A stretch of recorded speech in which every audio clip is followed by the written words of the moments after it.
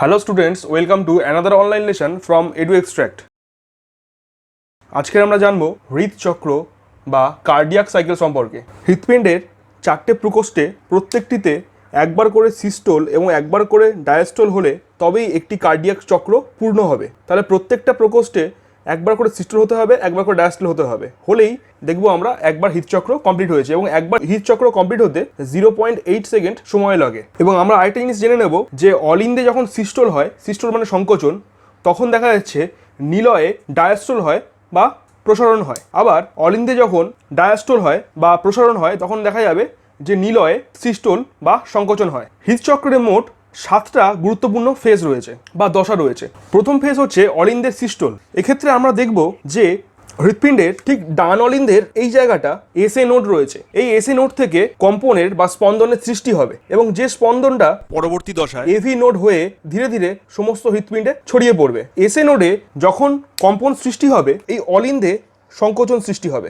যেই সংকোচনের সৃষ্টি হবে তখন অলরেডি আমরা দেখেছি যে এই ট্রাইকাস্পিড কপাটিকা এবং এদিকের এই বাইকাস্পিড কপাটিকা আগে খোলা ছিল এবং এই যে সংকোচন হলো সেই সংকোচনে রক্ত খুব দ্রুত গতিতে নিলয়ে প্রবেশ করবে। এই যে রক্ত দ্রুত গতিতে নিলয়ে প্রবেশ করছে এবং ধীরে ধীরে দেখবো আমরা যে নিলয়ের চাপটা বাড়বে। এবং এক্ষেত্রে আমরা দেখে নেব আরেকটা জিনিস যে অলরেডি আমাদের কিন্তু সেমিলিউনার ভালভ বা অর্ধচন্দ্রাকার কপাটিকা বন্ধ আছে, অর্থাৎ রক্ত নিলয়ে জমা হচ্ছে। এবং এই দশায় আমরা আরেকটা জিনিস দেখব যে এই যে সেমিলিউনার ভালভ আছে এর এপারেও কিছু রক্ত থাকবে, যে রক্তগুলো তখনও মহাধমনী দিয়ে শরীরে অন্য কোথাও যায়নি এবং ফুসফুসীয় ধমনী দিয়ে ফুসফুসে যায়নি। কিছুটা রক্ত এখানে জমে আছে, ফলে এখানেও কিছুটা রক্তের চাপ রয়েছে। আর রক্তটা আমরা দেখব যে এই নিলয়ে অলিন্দ থেকে এসে প্রায় ভর্তি হয়ে যাচ্ছে। এবং এই সময় আরেকটা জিনিস আমাদের লক্ষ্য করতে হবে যে এখানে থাকে ইউস্টেচিয়ান কপাটিকা, যেটা বন্ধ থাকছে। ঠিক এখানে থিবেসিয়ান কপাটিকা থাকে, সেটাও বন্ধ থাকছে। এবং সঙ্গে ঊর্ধ্ব মহাশিরার যে পথে আসে সেটাও সংকোচনের ফলে বন্ধ হয়ে যাচ্ছে। ঠিক একই ক্ষেত্রে এখানে যে চারটে ফুসফুসীয় শিরা রয়েছে তাদের মুখগুলোও কিন্তু বন্ধ হয়ে যাচ্ছে সংকোচনের ফলে, যাতে রক্ত পুনরায় ওইদিকে না ঢুকে যায়। আমরা পরবর্তী স্টেপে চলে আসি। এই স্টেপে আমরা দেখব অলিন্দ ধীরে ধীরে প্রসারিত হচ্ছে এবং এই দশার শুরুতেই আমরা দেখব নিলয়ে রক্তের চাপ বেড়ে যাওয়ায় এই যে বাইকাস্পিড কপাটিকা এবং ট্রাইকাস্পিড কপাটিকা, যেখানে এটি খোলা ছিল সেই কপাটিকাগুলো কিন্তু বন্ধ হয়ে যাবে। এদিকে বাইকাস্পিড কপাটিকা বন্ধ হয়ে যাবে, এদিকে ট্রাইকাস্পিড কপাটিকা বন্ধ হয়ে যাবে। এবং অলরেডি আমরা দেখেছি যে সেমিলিউনার ভালভ বা অর্ধচন্দ্রাকৃতি কপাটিকা বন্ধ ছিল, এরা বন্ধই থাকবে। তাহলে আমরা দেখব রক্ত পুরো নিলয়ের মধ্যে ভর্তি রয়েছে এবং নিলয়ে সংকোচনের সৃষ্টি হচ্ছে, কারণ উদ্দীপনাটা ততক্ষণে এসএ নোড থেকে এফি নোড হয়ে হিজের বান্ডিল এবং পার্কিনজি তন্তুতে ছড়িয়ে পড়েছে। ফলে নিলয়ে উদ্দীপনাটা চলে এসছে এবং তার ফলে নিলয়ে সংকোচন শুরু হচ্ছে এবং নিলয় পুরো একটা অবরুদ্ধ কক্ষরূপে রয়েছে, যে যার সেমিলিউনার ভালভটাও বন্ধ, রক্ত বেরোতে পারছে না। আর এইদিকে যেহেতু অলিন্দের তুলনায় নিলয়ের রক্তচাপ বেশি হয়ে গেছে, তাই দেখা গেছে যে এই বাইকাস্পিড কপাটিকা এবং ট্রাইকাস্পিড কপাটিকা বন্ধ হয়ে গেছে। এই যে অবস্থা, এই অবস্থাটাকে বলা হচ্ছে সমদৈর্ঘ্য সংকোচন, নিলয়ের সমদৈর্ঘ্য সংকোচন। কারণ এখানে নিলয়ের মধ্যে যে রক্ত রয়েছে তার ভলিউম কমছে না এবং নিলয়ের আকৃতিও ছোট হচ্ছে না, এটাকেই বলা হচ্ছে সমদৈর্ঘ্য সংকোচন। মনে রাখতে হবে এই দশটাই কিন্তু এভি নোড থেকে স্পন্দনটা নিলয়ের প্রাচীরে ছড়িয়ে পড়ে। এখানে দেখা যাবে যে রক্ত অলিন্দে প্রবেশ করছে, অর্থাৎ ফুসফুসীয় শিরা দিয়ে, চারটে ফুসফুসীয় শিরা দিয়ে বাম অলিন্দে রক্ত প্রবেশ করছে এবং ঊর্ধ্ব মহাশিরা, নিম্ন মহাশিরা ও করোনারি সাইনাস দিয়ে রক্ত ডান অলিন্দে প্রবেশ করছে। ফলে অলিন্দের প্রসারণ বা অলিন্দের ডায়াস্টোলটা কিন্তু শুরু হয়েছে। আর আমরা দেখলাম যে নিলয়ে এদিকে সিস্টোল শুরু হয়েছে এবং যেহেতু রক্তটা কোথাও বেরোতে পারছে না, নিলয়ের মধ্যে পুরো আবদ্ধ রয়েছে, তাই নিলয়ে পুরো একটা সম্পূর্ণ অবরুদ্ধ কক্ষরূপে থাকছে এবং এটাকে বলা হচ্ছে সমদৈর্ঘ্য সংকোচনকাল। অর্থাৎ সংকোচন হচ্ছে কিন্তু এর আকৃতি বা এর মধ্যে যে তরলের ভলিউম, রক্তের ভলিউম, সেটা কোনোভাবে কমছে না, সেটা একই থাকছে, সমান থাকছে। এক্ষেত্রে আমরা আরেকটা জিনিস জেনে নেব যে নিলয়ের চাপটা কিন্তু ক্রমশ বাড়ছে।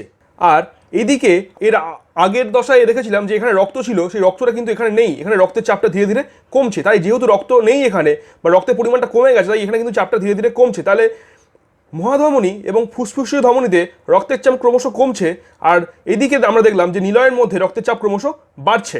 যার ফলে এর পরবর্তী স্টেপে আমরা দেখব যে যেহেতু এই নিলয়ের রক্তচাপ অনেক বেশি হয়ে গেছে, তাই এদিকের এই সেমিলিউনিয়ার ভালভ বা অর্ধচন্দ্রাকৃতি কপাটিকা দুদিকেরই খুলে যাবে। খুলে গিয়ে নিলয় থেকে রক্তটা খুব দ্রুত বাইরে বেরিয়ে আসবে। ঠিক এখান থেকেও একইভাবে নিলয় থেকে রক্তটা খুব দ্রুত বাইরে বেরিয়ে আসবে। নিলয় যে সংকুচিত হচ্ছে সেটা বোঝানোর জন্য নিলয়ের অন্তঃপ্রাচীরে আমি খাঁজকাটা দাগে ব্যবহার করেছি। অলিন্দে একই রকমভাবে কিন্তু ডায়াস্টোল বা প্রসারণ চলছে, অর্থাৎ এই চারটে ফুসফুসীয় শিরা থেকে এখানে রক্ত ক্রমশ ভর্তি হচ্ছে এবং এইদিকে নিম্ন মহাশিরা, ঊর্ধ্ব মহাশিরা ও করোনারি সাইনাস দিয়ে রক্ত ক্রমশ কিন্তু আমরা দেখব যে অলিন্দে ভর্তি হচ্ছে।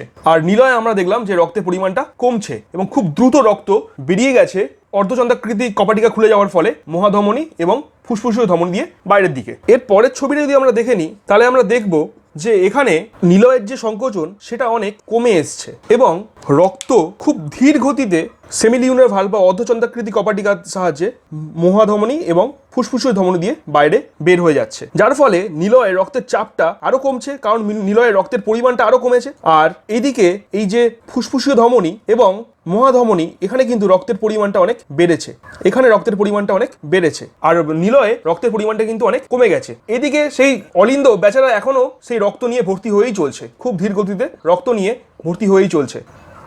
তাহলে আমরা দেখলাম যে অলিন্দের সিস্টোল হলো, তারপরে সমদৈর্ঘ্য সংকোচন হলো, তারপরে সর্বাধিক নিক্ষেপণ কান হলো, তারপরে হলো মন্দীভূত নিক্ষেপণ কাল। এরপর আমরা এর পরের স্টেপে যাচ্ছি, যে স্টেপটা হচ্ছে 5 নম্বর স্টেপ। যে 5 নম্বর স্টেপে আমরা দেখব যে সমদৈর্ঘ্য প্রসারণ। এর আগেরটা হয়েছিল সমদৈর্ঘ্য সংকোচন, এবার হচ্ছে সমদৈর্ঘ্য প্রসারণ। একইভাবে সে নিলয়ের ক্ষেত্রেই হবে। আমরা দেখব যে নিলয় এর চাপ কমে যাওয়ায় নিলয় ক্রমশ প্রসারিত হচ্ছে এবং প্রসারিত হয়ে নিলয় একটা অবরুদ্ধ কক্ষরূপে অবস্থান করছে, যেখানে আমরা দেখব যে এই যে সেমিলিউনার ভালভ বা অর্ধচন্দ্রাকৃতি কপাটিকা, এই কপাটিকা কিন্তু বন্ধ হয়ে গেছে। মহাধমনী ক্ষেত্রে বন্ধ হয়ে গেছে, ফুসফুসীয় ধমনী ক্ষেত্রে বন্ধ হয়ে গেছে। অলরেডি আমরা দেখেছিলাম যে এই বাইকাস্পিড এবং ট্রাইকাস্পিড কপাটিকা এর আগেও বন্ধ ছিল, খোলা ছিল অর্ধচন্দ্রাকৃতি কপাটিকা, সেই অর্ধচন্দ্রাকৃতি কপাটিকা কিন্তু এখানে বন্ধ হয়ে গেল। কেন বন্ধ হলো? কারণটা হচ্ছে এই নিলয়ে রক্তের পরিমাণ অনেক কমে গেছে এবং তার জন্য নিলয়ের চাপের পরিমাণটাও অনেক কমে গেছে। অপরদিকে মহাধমনী এবং ফুসফুসীয় ধমনী উভয়ে রক্ত ঠেলে দেওয়ার জন্য এখানে রক্তের পরিমাণটা অনেক বেড়ে গেছে এবং রক্তটা পিছন দিকে যেই সরে এসছে, সঙ্গে সঙ্গে এই অর্ধচন্দ্রাকৃতি কপাটিকাগুলো বন্ধ হয়ে গেছে। এদিকে আমরা দেখছি যে অলিন্দ ক্রমশ রক্ত নিয়ে নিয়ে পরিপূর্ণ হচ্ছে এবং অলিন্দে কিন্তু রক্তের চাপটা অনেক বেড়ে যাচ্ছে। তাহলে নিলয়ে আমরা দেখতে পাচ্ছি যে প্রসারণ ঘটছে, কিন্তু নিলয়ে প্রসারণ ঘটা সত্ত্বেও নিলয়ের চাপটা এতটাও কমে যায়নি যে এই অলিন্দ থেকে রক্তটা নিলয়ে চলে আসবে। অর্থাৎ নিলয়ের চাপটা কিন্তু এখনো অলিন্দের চাপের তুলনায় বেশি রয়েছে, কিন্তু এই মহাধমনী ও ফুসফুসীয় ধমনী থেকে নিলয়ের চাপটা কম রয়েছে, তাই এই দিকের ভালভ দুটো বন্ধ। আর যেহেতু অলিন্দের তুলনায় নিলয়ের চাপটা, রক্তের চাপটা তখনও বেশি, তাই এই ভালভ দুটো বন্ধ, অর্থাৎ বাইকাস্পিড এবং ট্রাইকাস্পিড ভালভ দুটো বন্ধ হয়ে আছে, কারণ নিলয়ের রক্তের চাপটা বেশি আছে, তাই ও এদিকে পুশ করছে, ভালভ দুটো বন্ধ করে রেখেছে। আর এইদিকে নিলয়ের তুলনায় এদের চাপ বেশি হওয়ায় এরা এই দিক দিয়ে ব্লাডটাকে পুশ করে এই কপাটিকাগুলো বন্ধ করে রেখেছে এবং নিলয় এক্ষেত্রে প্রসারিত হচ্ছে। অথচ নিলয়ের মধ্যে যে রক্ত, সেই রক্তের পরিমাণ বাড়ছে না, বা নিলয়ের যে আকার, সেই আকারও কিন্তু খুব একটা বেশি চেঞ্জ হচ্ছে না, তাই এটাকে বলা হচ্ছে সমদৈর্ঘ্য প্রসারণকাল। অর্থাৎ এখানে তো প্রসারণ ঘটছে, এখানে ডায়াস্টল ঘটছে, কিন্তু রক্তের পরিমাণ এবং নিলয়ের যে আকৃতি, সেই আকৃতি কিন্তু খুব একটা চেঞ্জ হচ্ছে না। নিলয়ের প্রাচীরে খাঁজবিহীন সমান দাগ দিয়ে নিলয় যে প্রসারিত হয়েছে তা বোঝানো হয়েছে। পরের স্টেপে চলে আসি। এই স্টেপের নাম হচ্ছে প্রথম দ্রুত পূর্তি দশা। অর্থাৎ এখানে নিলয় দেখব যে নিলয়ের মধ্যে অলিন্দ থেকে রক্তটা চলে আসছে। কিভাবে আসবে? আমরা দেখেছিলাম অলিন্দের রক্তের পরিমাণ বেশি হয়ে গেছিল, এখানে ওই অলিন্দের রক্তের পরিমাণ বেশি হয়ে যাওয়ায় রক্তের চাপটা ধীরে ধীরে বাড়ছিল, কারণ ক্রমাগত এইটা যেহেতু বন্ধ ছিল এবং বাইরে থেকে যেহেতু রক্ত আসছে, এর ক্ষেত্রেও তাই দেখবো আমরা। তাহলে এখানে ধীরে ধীরে রক্ত পরিপূর্ণ হয়ে যাচ্ছে, পরিপূর্ণ হয়ে গিয়ে নিলয়ের থেকে যখনই এই অলিন্দের রক্তের চাপটা বেড়ে যাচ্ছে, অর্থাৎ নিলয়ের থেকে যখন এই অলিন্দের রক্তের চাপটা বেড়ে যাচ্ছে, তখন অলিন্দ থেকে সেই চাপের সৃষ্টির ফলে এইদিকের এই কপাটিকাগুলো, এই কপাটিকা এবং এই কপাটিকা, অর্থাৎ বাইকাস্পিড কপাটিকা এবং ট্রাইকাস্পিড কপাটিকা, উভয় কপাটিকা আমরা দেখতে পাচ্ছি খুলে যাচ্ছে। এখানে খুলে গিয়ে রক্তটা খুব দ্রুত নিলয়ে প্রবেশ করছে। অলরেডি আমরা দেখতে পাচ্ছি যে সেমিলিউনার ভালভ কিন্তু বন্ধ রয়েছে, ফলে এইদিকে রক্তটা বেরোতে পারছে না। এখানে আমরা দেখব যে অলিন্দে কিন্তু সে একই ঘটনা ঘটছে, ফুসফুসীয় শিরা দিয়ে অলিন্দের মধ্যে রক্ত ঢুকছে, অর্থাৎ অলিন্দ পরিপূর্ণ হচ্ছে এবং সেই রক্ত কিন্তু আবার নিলয়ে চলে আসছে। এদিকেও অলিন্দ পরিপূর্ণ হচ্ছে এবং সেই রক্ত দ্রুত নিলয়ে চলে আসছে। এর পরের স্টেপ, এই স্টেপে আমরা দেখব যে ধীর পূর্তি দশা, অর্থাৎ এখানে রক্ত দেখা যাচ্ছে খুব ধীরে অলিন্দ থেকে নিলয়ে প্রবেশ করছে। কারণ এর আগের স্টেপে আমরা দেখেছি যে রক্তের পরিমাণটা এখানে খুব বেশি ছিল, রক্তটা জমে ছিল, সেই রক্তটা কিন্তু হুড়হুড় করে অলিন্দে পড়ে গেছিল। কিন্তু এখানে রক্ত আর সেই নেই, জমে নেই যে রক্তটা নিলয়ে পড়বে। তার ফলে এখানে রক্তটা আসছে কোথা থেকে? অলরেডি নিলয়ের মধ্যে রক্ত এর আগে আমরা দেখেছিলাম বেশ কিছুটা জমে গেছিল। এখানে রক্তটা ডাইরেক্ট চলে আসবে ফুসফুসীয় শিরা দিয়ে এবং এখানে রক্তের পরিমাণটা খুব কম, যে কম রক্তটা ধীরে ধীরে অলিন্দ হয়ে নিলয়ে প্রবেশ করছে। এদিক দিয়েও তাই, নিম্ন মহাশিরা, ঊর্ধ্ব মহাশিরা এবং করোনারি সাইনাস দিয়ে রক্তটা ডাইরেক্ট অলিন্দ হয়ে নিলয়ে প্রবেশ করবে। ফলে নিলয়ের ক্রমাগত প্রসারণ হবে। আমরা দেখেছি যে নিলয়ের আর সংকোচন নেই, নিলয়ের প্রসারণ অনেকক্ষণ আগেই শুরু হয়ে গেছে, নিলয় ধীরে ধীরে আরো প্রসারিত হচ্ছে এবং নিলয়ের মধ্যে রক্তের চাপ ক্রমশ বাড়ছে। এদিকে এখানেও অর্থাৎ মহাধমনী এবং ফুসফুস ধমনীতে কিন্তু রক্ত এখনো রয়েছে, চাপ কমছে কিন্তু তবুও রক্ত এখানে কিন্তু রয়েছে এখনো। ফলে নিলয়ের চাপটা এতটা বেশি হয়ে যাচ্ছে না যাতে এই দুটো কপাটিকা খুলে যায়, এখনো সেই ততটা চাপ কিন্তু নিলয় বাড়েনি। পরবর্তী দশায় আমরা পুনরায় দেখব যে এই আগের স্টেপটায় আমরা চলে আসব এবং এই স্টেপে এই অলিন্দের সিস্টল হচ্ছে। সিস্টল হওয়ার জন্য আমি বলেছিলাম যে খুব দ্রুত রক্ত কিন্তু এই নিলয়ে প্রবেশ করছে, খুব দ্রুত কিন্তু এখানে রক্ত নিলয়ে প্রবেশ করেছিল, কারণ অলিন্দে সিস্টল হয়েছে। সিস্টল মানে ও সংকুচিত হয়েছে অলিন্দটা, যার ফলে রক্তের শেষ বিন্দু পর্যন্ত ওর সঙ্গে সঙ্গে চেপে ওটাকে জোর করে নিলয়ের মধ্যে প্রবেশ করিয়ে দিয়েছে। এর আগে যে এখানে কিন্তু রক্ত ভর্তি হয়েছে অলিন্দ থেকে নিলয়, এখানেও কিন্তু রক্ত অলিন্দ থেকে নিলয়ে ভর্তি হয়েছে, কিন্তু এই দুটো কিন্তু সংকোচন, অলিন্দের সংকোচনের ফলে হয়নি। এটা নিষ্ক্রিয়ভাবে শুধুমাত্র অলিন্দে রক্তের চাপ বেশি হয়ে যাওয়ায়, অলিন্দ ক্রমে ভর্তি হয়ে যাওয়ায় সেই চাপ থেকে এখানে অলিন্দ থেকে কিন্তু এই বাইকাস্পিড ও টাইকাস্পিড কপাটিকে খুলে নিলয়ে রক্ত চলে এসছে। এক্ষেত্রেও আমরা কিন্তু তাই দেখেছিলাম যে ওইভাবেই নিলয়ের রক্তটা ডাইরেক্টলি ফুসফুসীয় শিরা দিয়ে এবং এইদিকে ঊর্ধ্ব মহাশিরা, নিম্ন মহাশিরা এবং করোনারি সাইনাস দিয়ে রক্তটা ডাইরেক্টলি চলে আসছিল নিলয়। আবার পুনরায় যখন আমরা এই ব্যাক করে আসলাম, এখানে আমরা দেখতে পাচ্ছি যে অলিন্দের সিস্টল হচ্ছে। অলিন্দের সিস্টলের সঙ্গে সঙ্গে আমরা দেখবো রক্ত খুব দ্রুত গতিতে এখানে সক্রিয় হবে, কিন্তু অলিন্দের সিস্টল হওয়ার সঙ্গে সঙ্গে সক্রিয় হবে অলিন্দ থেকে রক্তের শেষ বিন্দু পর্যন্ত নিগড়ে কোথায় চলে আসছে? এই নিলয়ে চলে আসছে এবং এখানে কিন্তু রক্তের গতিটা খুব দ্রুত হচ্ছে। এটাকে আমরা বলতে পারি এই দশাটাকে শেষ দ্রুত পূর্তি দশা। নিলয়ের ক্ষেত্রে আমরা এটাকে বলবো শেষ দ্রুত পূর্তি দশা। পুনরায় আবার এই দিক দিয়ে সমদৈর্ঘ্য সংকোচন হবে, হয়ে সর্বাধিক নিক্ষেপণ কাল, মন্দীভূত নিক্ষেপণ কাল হয়ে সমদৈর্ঘ্য প্রসারণ, প্রথম দ্রুত পূর্তি দশা, ধীর পূর্তি দশা এবং ধীরে ধীরে অলিন্দের সিস্টল হবে। তাহলে এটা ছিল আমাদের ফেজ 1, এটা হচ্ছে ফেজ 2 যেটা হচ্ছে সমদৈর্ঘ্য সংকোচন, এটা হচ্ছে ফেজ 3 যেটা হচ্ছে সর্বাধিক নিক্ষেপণ কাল, এটা হচ্ছে ফেজ 4 যেটা হচ্ছে মন্দীভূত নিক্ষেপণ কাল। এরপর সমদৈর্ঘ্য প্রসারণকাল আসার আগে অতি সংক্ষিপ্ত একটি দশা থাকে এখানে।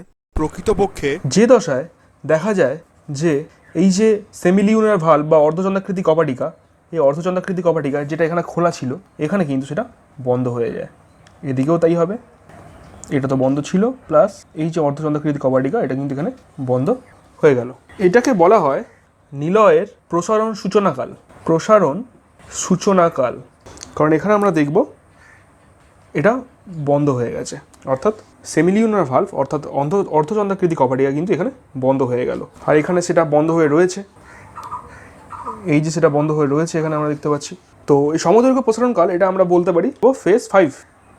এরপর প্রথম দ্রুত পূর্তি দশায় আমরা দেখব যে অলিন্দের মধ্যে জমা রক্ত বাইকাস্পিড এবং ট্রাইকাস্পিড কপাটিকা খুলে যাওয়ায় সজোরে নিলয়ের প্রাচীরে আঘাত করছে এবং এখানে নিলয়ের মধ্যে প্রবেশ করছে। এটা হচ্ছে ফেজ 6। এরপর দেখব যে নিষ্ক্রিয়ভাবে আবার একইভাবে রক্ত অলিন্দ থেকে নিলয়ে প্রবেশ করছে। ফুসফুসীয় শিরা এবং ঊর্ধ্ব, নিম্ন ও করোনারি সাইনাস দিয়ে রক্ত ডাইরেক্টলি অলিন্দ থেকে নিলয়ে প্রবেশ করছে। এটা হচ্ছে ফেজ 7 এবং এটা খুব স্লো ঘটছে, তাই বলছে ধীর পূর্তি দশা। এরপরে এই যে ফেজ 1 যেটা আমরা অলিন্দের সিস্টল দেখলাম, ঠিক একইভাবে আমরা দেখব এখানে অলিন্দের সিস্টলের সঙ্গে সঙ্গে নিলয়ের শেষ দ্রুত পূর্তি দশা ঘটছে এখানে, অর্থাৎ যেই অলিন্দের সিস্টল হলো, অলিন্দের সংকোচন হলো, সেখান থেকে সজোরে রক্তটা নিলয়ের প্রাচীরে আঘাত করলো এবং কি হলো, নিলয়ের শেষ দ্রুত পূর্তি দশা হলো এবং এখানেই কিন্তু নিলয়ের যে প্রসারণ, সেই প্রসারণটা কিন্তু সর্বাধিক হয়ে যাচ্ছে। তো এইটা আমরা ফেজ 8-এর রেসপেক্টে যদি ভাবি, আমরা তাহলে এটা নিলয়ের শেষ দ্রুত পূর্তি দশা হিসাবে ভাবতে পারি। তো ফেজ 1 অলিন্দের সিস্টোল যেটা, সেটাই কিন্তু আমরা শেষ দ্রুত পূর্তি দশা হিসাবে নিলয়ের ক্ষেত্রে আমরা ভাবতে পারি। আর যদি আমরা ফেজ 8 বলে কল্পনা করি, তাহলে এই ফেজ 8 সেই 1টাই হবে ফেজ 8। তাহলে ফেজ 1 থেকে ফেজ 7 পর্যন্ত আসলো, দেন আবার ফেজ 8 যদি বলি, সেই ফেজ 8টাই হবে ফেজ 1, অর্থাৎ ওইভাবে ওরা রিপিট করবে। অলিন্দের সিস্টোল হতে সময় লেগেছিল 0.1 সেকেন্ড।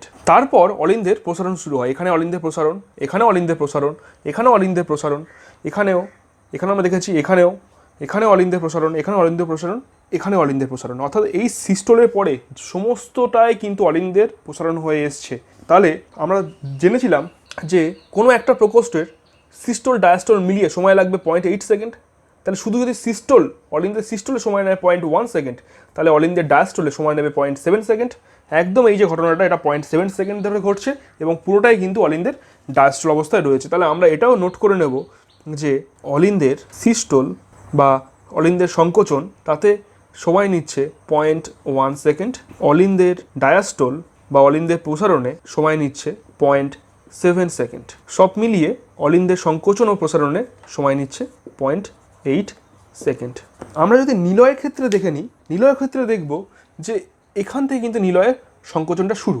তাহলে নিলয়ের সংকোচন এখান থেকে এই পর্যন্ত কিন্তু নিলয়ের সংকোচনটা শেষ হয়ে গেছে, এখানে কিন্তু নিলয়ের সংকোচন নেই। তাহলে নিলয়ের এই যে সংকোচন, এই সংকোচনের সময় নেয় 0.3 সেকেন্ড। তাহলে 0.3 সেকেন্ড যদি নিলয়ের সংকোচন হয়, তাহলে আমরা দেখবো এখানে যে টোটাল সংকোচন ও প্রসারণ মিলিয়ে 0.8 সেকেন্ড নেবে। তাহলে নিলয়ের সংকোচন শুধুমাত্র যদি 0.3 সেকেন্ড হয়, তাহলে টোটাল এরপর থেকে এইটা এবং এই পর্যন্ত নিলয় প্রসারিত হয়েছে এবং এই পর্যন্ত কিন্তু সময়টা নেবে 0.5 সেকেন্ড। তাহলে নিলয়ের সিস্টোল এতে সময় নিচ্ছে 0.3 সেকেন্ড এবং নিলয়ের ডায়াস্টোল এতে সময় নিচ্ছে 0.5 সেকেন্ড, সব মিলিয়ে 0.8 সেকেন্ড। এবং এখানে আমরা আরেকটা জিনিস নোট করব যে এখান থেকে এই পর্যন্ত এই যে জায়গাটা, এখানে দেখবো কিন্তু আমরা এটা নিলয়ও প্রসারিত অবস্থায় রয়েছে আর অলিন্দ তো আগে থেকে প্রসারিত অবস্থায় ছিল। ঠিক এই যে এখানে দেখতে পাচ্ছি অলিন্দ প্রসারিত হয়ে রয়েছে, অলিন্দ এখানেও রয়েছে প্রসারিত হয়ে, আর নিলয় এখানে সংকুচিত অবস্থায় ছিল কিন্তু নিলয় এখানে প্রসারিত অবস্থায় রয়েছে।